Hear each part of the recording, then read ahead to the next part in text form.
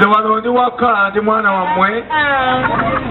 Simon Sonko baliyita leero asibye mu ggombolola y'e Kangulumira mu kunoonya akalulu atandikidde ku kyalo Seetannyinze. Eno asabye abatuuze okumuwagira asobole okugonjoola ebyo ebyalema. Nze bw'ontwala mu Paalamenti nze mbasekamu awo.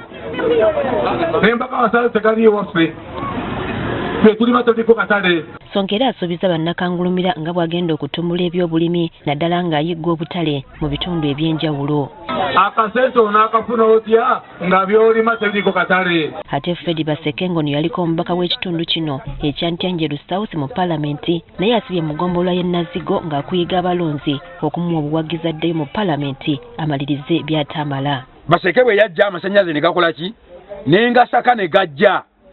Nga tulina enteekateeka okubunyisa buli w'omu we gataatuuka. Wabula ono bw'abadde ayogerako gye bali akabatemye nti si waakuwa muntu yenna ssente mu ngeri y'okubagula okumulonda n'abasaba bamuwe akalulu ku bwereere. Teri muntu yenna gwe ngenda kuwa ssente bw'abagabire. Sizirina mukampe. Mu ssaza ly'Ebbaale yali omubaka waayo owa Paalamenti George Wilson Nsamba naye asitudde butenkundi ng'ono asibye mu kuyisa bivvulu bw'abadde atongoza kampeyini ze mu butongole.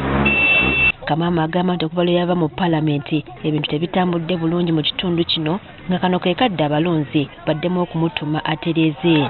Ebintu ebinakola wano tekyali abirabirira, tekyali abisikira, tebirina ssente zimaintaininga, bintu byonna bigenda kuggwawo byononoke. Era onayagala abalonzi obutalondesa kinyumu okwewala okulonda abakulembeze ab'ekiboggwe. Temwerunzalonza muleme okulonza olwagalirizo. Ye Agatha Nalubwama avuganya ku kifo ky'omubaka omukyala owa disitulikiti ey'e Kayunga alumiriza abamu ku b'akakiiko k'ebyokulonda mu NRM okwekobaana n'abamu ku beesimbyewo okulemesa abalala. We kindly request the security team, especially at the level of the sub-county and the parish, to be able to attach a security personnel to these people.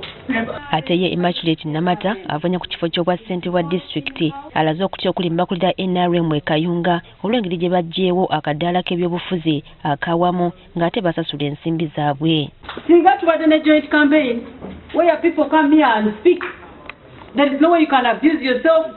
Someone else going in Rwanda, someone came from where. You're not going to speak it on the podium where you're supposed to speak sense because we paid our money and they were given time. Okutuuka ku bino bano babadde mu lukiiko lw'abeesimbyewo mu constituency 3 ezikola Kayunga olutuuziddwa ku ofiisi ya RDC.